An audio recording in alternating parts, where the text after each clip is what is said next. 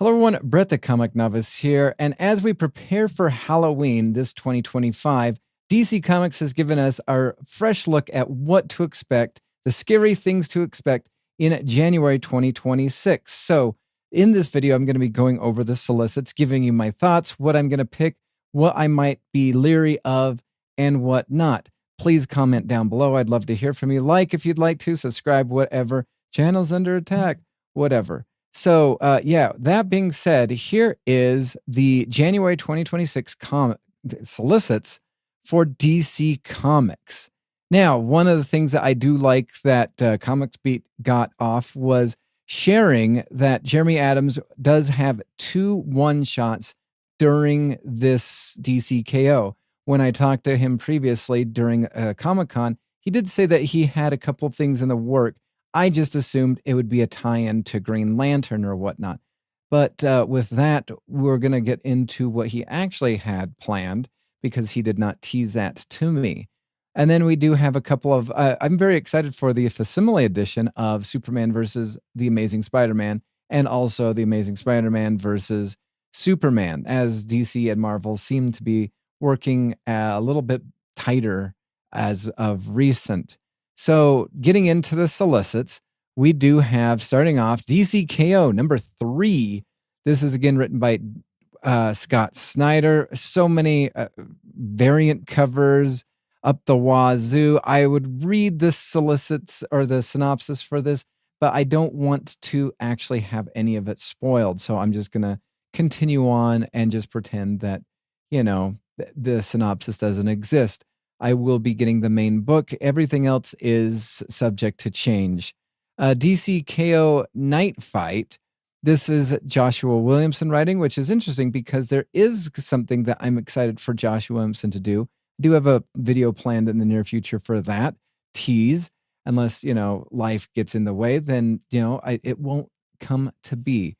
So Joshua Williamson was working with Dan Mora for this 4-part series. This is 3 of 4 for DC K.O.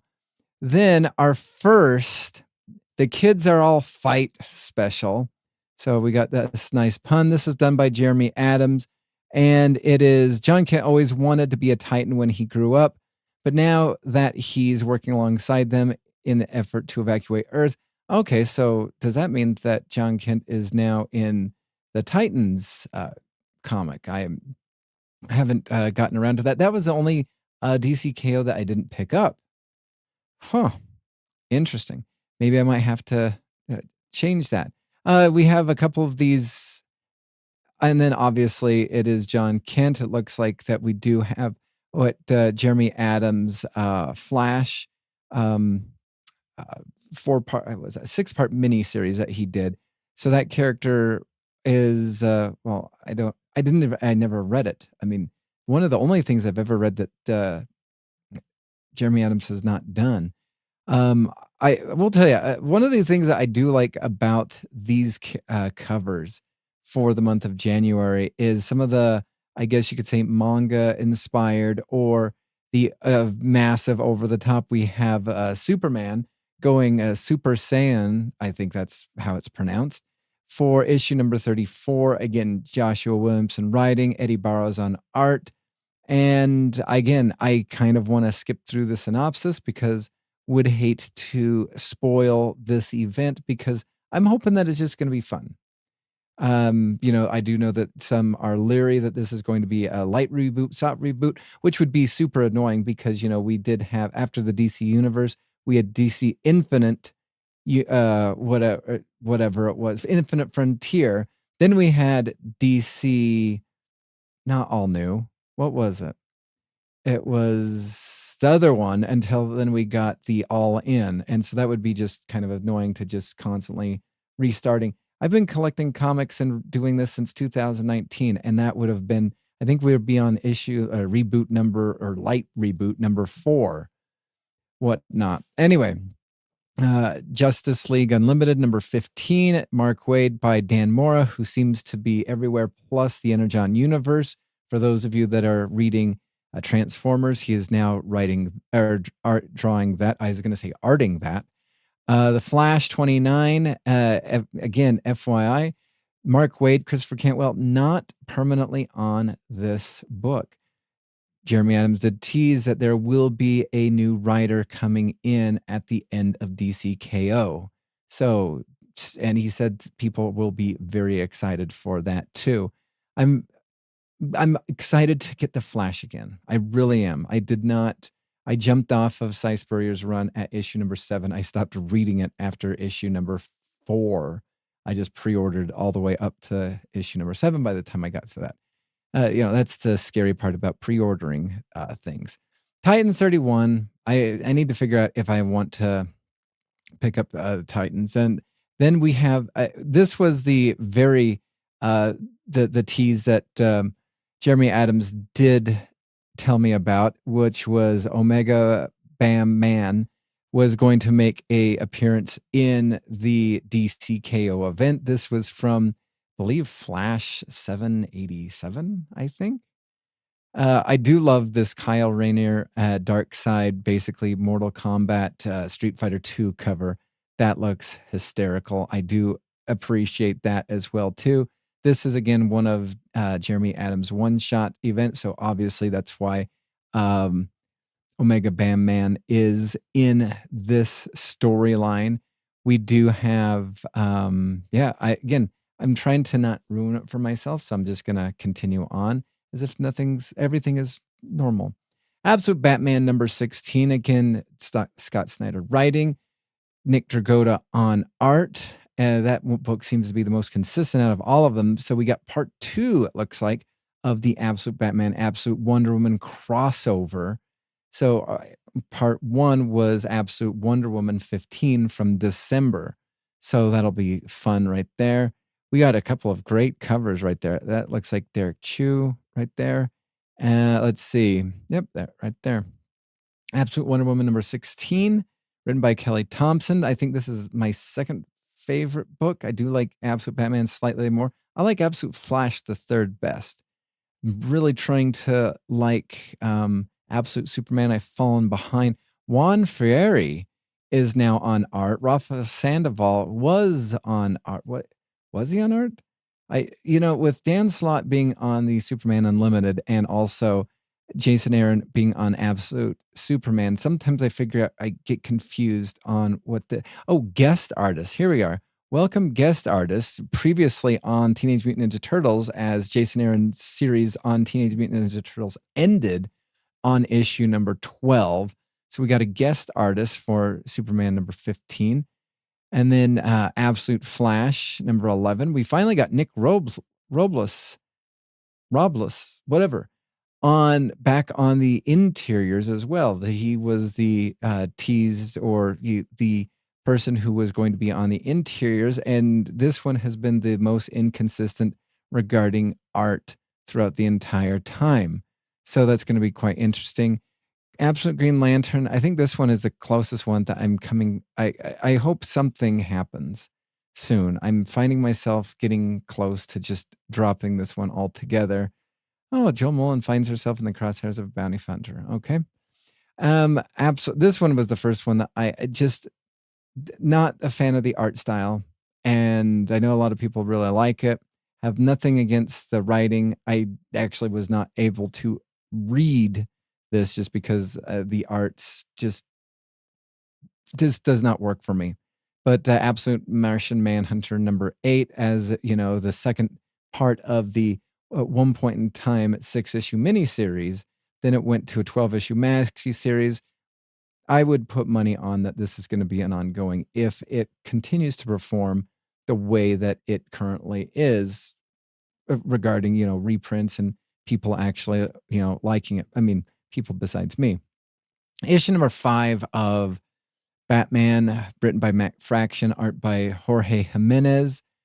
I will tell you, I do like the all the costume gear covers. I didn't pick any of those up, but I do like them. Interestingly, that Jim Lee is constantly been doing a variant cover for every single one of these. Especially since his Batman is with the Hush Part 2 is slightly delayed. So, and so far I've only read issue number 1 of Batman, but really liking what it's doing so far. We do have Nightwing. This is going to be, wait just 1 second. All right, Nightwing by Dan Waters. V. Ken Marion is on the interiors. Dexter Soy is still on the cover. I'd like to have a oh good, we do have a variant cover by V. Ken Marion as well too. And I was coming close to possibly just trade waiting this sucker, but yeah. Batgirl number 15. Batgirl's journey towards vengeance reaches its peak as her relationship begin to crumble. All right. And oh, look at that! It's her darkest hour yet. I think comic people should be banned from using darkest hour yet because it's the darkest hour yet until the next time. Then it's the darkest hour. But you know what? Whatever. Batman and Robin 29 by Philip Kennedy Johnson. And again, this is one that I do regret dropping, but I will pick up this in omnibus just because I was fearful that it was going to be like Hulk, like, the Action Comics that just went on. Action Comics has 2 omnibuses for Philip Kennedy Johnson. And probably most likely Marvel will have 2 for Philip Kennedy Johnson too for his Hulk run. So, maybe there'll be 2 for Batman and Robin. Detective Comics number 1105, written by Tom Taylor. I find it interesting that Tom Taylor is really, really making his way with DC. He just barely finished his Nightwing run, and now they have it in mini pocket-sized, manga-sized booklet formats coming out, I believe, in this month, or able to be pre-ordered for this month. So, anything with Tom Taylor, it seems like, is selling, regardless whatever you think of him, plus or negative or whatnot. He does seem to move comic books. Yeah. So then we got Catwoman 83, which I thought this run was coming to an end. I thought I was curious if the sales just dropped off and Torn Grumbeck was about ready to just have one. I liked the first issue. I believe it was 69, I want to say. And it was good. And then 70 came out and I was less than thrilled by it. And then I read 71 and then I stopped pulling it. I was not all in on that one. Speaking of something I've never been all in on, Harley Quinn 58 is a thing. We have, that's a nice cover right there, of Poison Ivy. Poison Ivy number 40 by G. Willow Wilson. And I wonder who did that one. That one kind of looks like Derek Chu, but I don't see his name anywhere. Anyway, that's a thing that people buy. Harley Quinn and Ivy, Life and Crimes, written by Erica Henderson, drawn by Erica Henderson. Good for her. And then we have Superman Unlimited number 9. So, yeah. We have a couple of variant covers, and then Mayor Perry White. Oh, he won the election. I'm a couple issues behind. That's a spoiler right there. Then we got Supergirl number 9, written by Sophie Campbell, not drawn by Sophie Campbell. We have Joe Quinos, I think. Sure. Action Comics 1094. Again, we are doing Superboy by Mark Waid. And then we will go to Batman Superman World Finest. I'm really curious if this ends at 50 or 52, since 52 is a magical number in the DC comic universe. I'm 30 comics behind in my reading of, I have them all, but 30 comics behind. Wonder Woman 29. Ooh, look, Stephanie Phillips. Is that a misprint? Or is Tom King off? It's not Stephanie Phillips. Sorry, Stephanie Williams. Is Tom King off the book? After barely surviving the trials of Mouse Man, Wonder Woman takes much deserved. No, okay, so is this just kind of a break issue? Because in the DC universe, babysitting, Ventures in babysitting. Okay. Wonder Woman Black Gold 2026 special. We got Tom King writer, Mitch Gard's writer, Steve Orlando, who has Tom King, obviously current writer, Steve Orlando, previous writer, Alyssa Wong, who has written things, Jody Belair, who I believe is the colorist, is taking on this one. All right. Well, that's a thing. Absolute Superman Book of L #5. Again, this is the continuation of the twins, most likely, as well as the War World continuation. So, yeah, I mean, I would hope that if this had anything to do with the War World, that they would include this in the Philip Kennedy Johnson omnibus #2. They probably won't because I think the information has already been solicited. So there's that. Justice League of America, JSA by Jeff Lemire. I dropped this one way back in issue 5, I think. And yeah, haven't worried about missing a single issue so far. I do have the app, so that could happen. Jeremy Adams, interesting. So Jeremy Adams, still on Green Lantern. Again, he told me DC would like him to go to at least 50. Montos, who did the Green Lantern War Journal with Philip Kennedy Johnson, is on the art for this one instead of Zermanico. He did lose V. Ken Marion, who jumped ship to go to Nightwing. So it's going to be curious to find out who is going to be the ongoing interior art for this one, if Montos is, or if this is just a break for Zermanico. So, yes, Green Lantern Corps, Fernando Pizzarian and Claire Albert are on this one.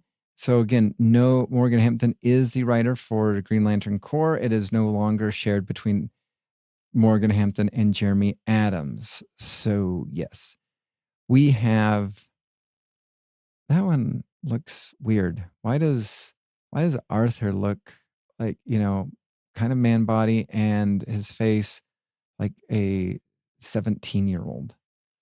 Anyway, Jeremy Adams writing Aquaman #13. Again, he says that this one is not selling the way DC Comics would like him to, or it to. Jeremy Adams writing. John Timms on art. This is part of the DC K.O. Event. So there's that. Justice League Red is a thing, I've been told. And I'm just going to continue on. Cheetah and Cheshire Rob the Justice League by Greg Rucka is also a thing. I'm just going to go just to see. It's one thing to get the goods. It's another thing entirely to get away, especially when Superman, Wonder Woman, and Batman are in hot pursuit. Will Cheshire and Cheetah and the rest of her crew. Oh boy, they're getting a crew. I wonder if it's like Rick Sanchez's crew. Hot damn, I'm in. Let's see. Justice League Red. I just need to make sure that there's no DC K.O. because I would be so annoyed. Right or wrong, Black Adam has convinced the team to call. The call is coming from in. Oh, okay. Well, that was easy. The call's coming from inside the house. Justice League versus Godzilla versus Kong Part 2 is a thing that I'm pretty sure some people read. DC's Supergirl Next Door. And here's where you should be getting like a lot of your future talent for fun stories that don't really mean a whole lot. None of these names, except for Nicole Maines, are mean anything to me. Batman, Green Arrow, and The Question, Arcadia #2. All right, 2 of 4. All covers cardstock. That just, oh, look at that. That is so cool. This manga inspired cardstock cover. Immortal Legends Batman #6. Kyle Higgins, Matt Groom. The final showdown, a new transformation to rid the universe of his shadow selves. The immortal legend Batman must face the cold, hard truth behind what drives him. Alfred, probably. The Batman Second Night, number 3. I never read Batman First Night, so I'd be interested in doing that. Court is, I still think that this needs to be done for kids to be able to want to read.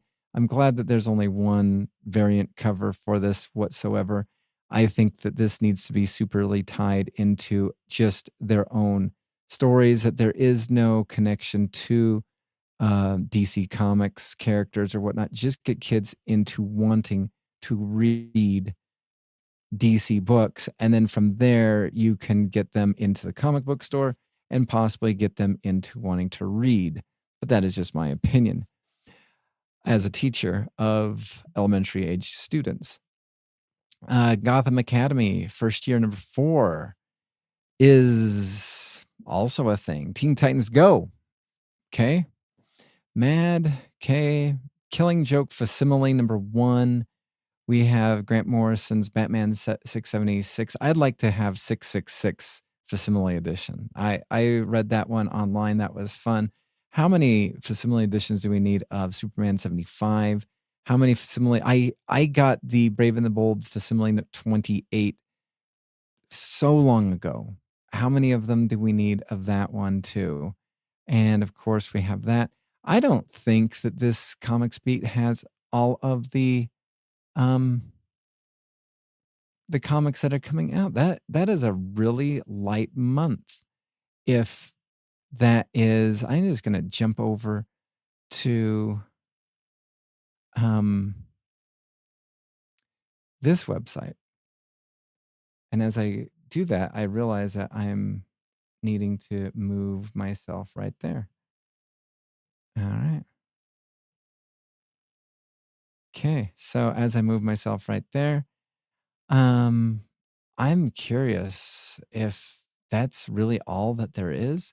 Did it just seem to go by a lot faster than it normally has? Did DC Comics delete? Sorry, not delete. That's a stupid terminology for that. Did they drop? Did they cancel? Did they pause a lot? Yeah, look at that. Look at Arthur right there. That's just, is that Zerdzi? I think that's Zerdzi. Did they pause a lot of them, or did it just fly by? Justice League Red. That's a cool cover right there. Oh, that's for Cheetah, and that's still from the Justice League. That might be it. All right. Well, I guess with that being said, what are you planning on buying? What are you planning on skipping for the month of January 2026? Oh, that is a weird phrase to say. Please like, subscribe if you'd like to. Comment down below. I'd love to hear your thoughts. And until next time, I will see you in the dollar section where Cheetah and Cheshire, still from the Justice League, most definitely will be found. Unless there's a first appearance that means something. Oh, dear.